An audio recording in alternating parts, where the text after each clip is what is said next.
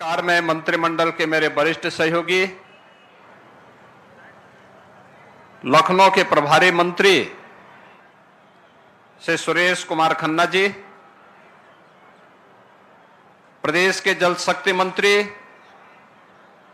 श्री स्वतंत्र देव सिंह जी, माननीय सांसद श्री ब्रजलाल जी, माननीय विधायकगण श्री योगेश शुक्ला जी, अमरीश कुमार जी, ओपी श्रीवास्तव जी, अवनीश कुमार सिंह जी, प्रदेश के पुलिस महानिदेशक श्री प्रशांत कुमार जी, प्रमुख सचिव गृह श्री संजय प्रसाद जी, पुलिस महानिदेशक नागरिक सुरक्षा श्री अभय कुमार प्रसाद जी, आज के इस कार्यक्रम में उपस्थित मॉक ड्रिल से संबंधित इस पूरे कार्यक्रम में civil defence, NDRF, SDRF, NCC, NSS और विभिन्न संस्थाओं से जुड़े हुए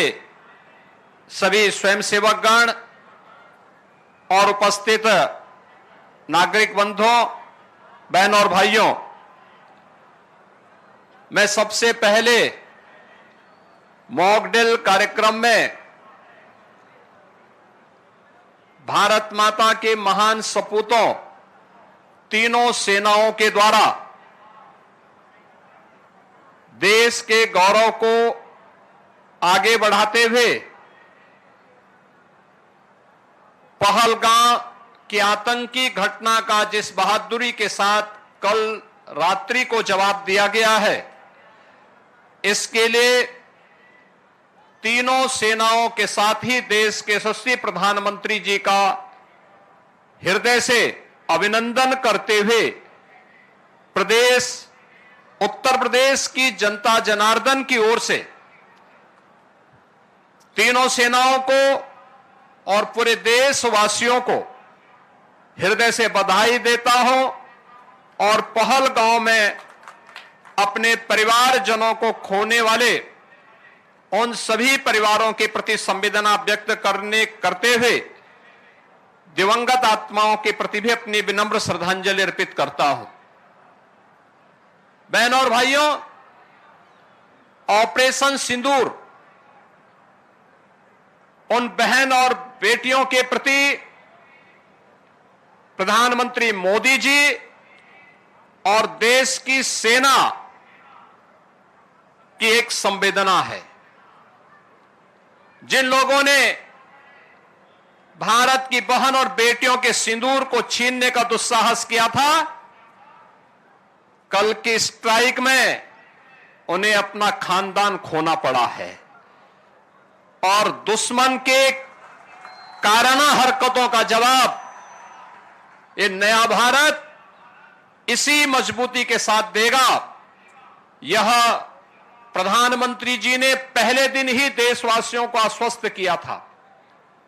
और कल की घटना में एक बार फिर से नए भारत ने यह साबित भी किया है। आपात स्थितियों में नागरिक कर्तव्य क्या होने चाहिए,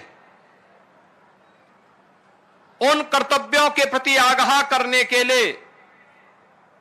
पूरे देश के अंदर और उत्तर प्रदेश के अंदर भी मॉक ड्रिल का कार्यक्रम आज दिन भर चला है और इसीलिए हम सभी लोग आज इस मॉक ड्रिल का हिस्सा बनने के लिए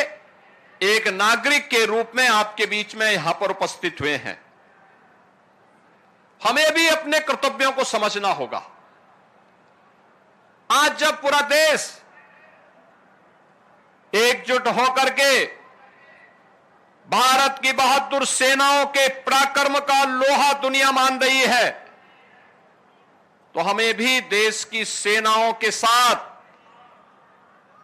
सेना, अर्धसेना, पुलिस बल और उन सभी संस्थाओं के मनोबल को बढ़ाने के लिए पूरे मजबूती के साथ उनके साथ खड़ा होना होगा। ये मॉक ड्रिल का कार्यक्रम उसी का हिस्सा है। आपातकालीन कोई स्थिति ऐसी पैदा होती है, उन स्थितियों में हमारा दायित्व बनता है कि दुश्मन को कहीं भी कोई ऐसा अवसर न मिले, किसी विरोधी को कोई ऐसा अवसर न मिले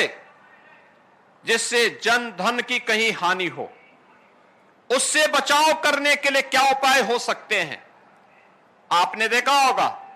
कि किस तरीके से क्रमबद्ध तरीके से सिविल डिफेंस ने, एनडीआरएफ ने आपके सामने उसका एक प्रदर्शन किया है। और यह केवल एनडीआरएफ या सिविल डिफेंस के लिए ही नहीं, केवल एनसीसी, एनएसएस, स्काउट गाइड या एसडीआरएफ या होमगार्ड या आपदा मित्रों के लिए ही नहीं, आम नागरिकों को भी इनके साथ जुड़ना पड़ेगा, देखना पड़ेगा, अपने कर्तव्यों के प्रति आगाह होना पड़ेगा। और यही वर्तमान समय में पूरे देश के प्रति प्रत्येक नागरिक का दायित्व बनता है कि देश पहला, हम देश के आन मान और शान के साथ किसी को भी खिलवाड़ नहीं करने देंगे। भारत माता के खिलाफ जिन लोगों ने साजिश रची है, इसमें सेना की कार्रवाई का पूरा समर्थन करते हुए प्राण प्रण से उनके साथ एकजुट होकर के उनके मनोबल को आगे बढ़ाने के लिए हम भी कार्य करेंगे। और हमारे गांव में, हमारे शहर में, हमारे मोहल्ले में जहां कहीं भी सुरक्षा से संबंधित कोई मामला आता है, जहां कहीं भी देश के आन मान और शान से संबंधित कोई ऐसा पहलू सामने आता है, उसमें हमारी प्राथमिकता में पहले देश होना चाहिए, तब कुछ और होना चाहिए। इस भाव के साथ हम सबको मिलकर के कार्य करना होगा। मॉक ड्रिल के इस कार्यक्रम के लिए मैं civil defence, NDRF, Uttar Pradesh police, SDRF और अन्य सभी संबंधित संस्थाओं को हृदय से धन्यवाद देता हूं। आदरणीय प्रधानमंत्री जी के प्रति, देश की तीनों सेनाओं के प्रति, आदरणीय रक्षा मंत्री जी के प्रति, केंद्रीय मंत्रिमंडल के प्रति हृदय से आभार व्यक्त करते हुए, अभिनंदन व्यक्त करते हुए उन्हें बधाई देता हूं।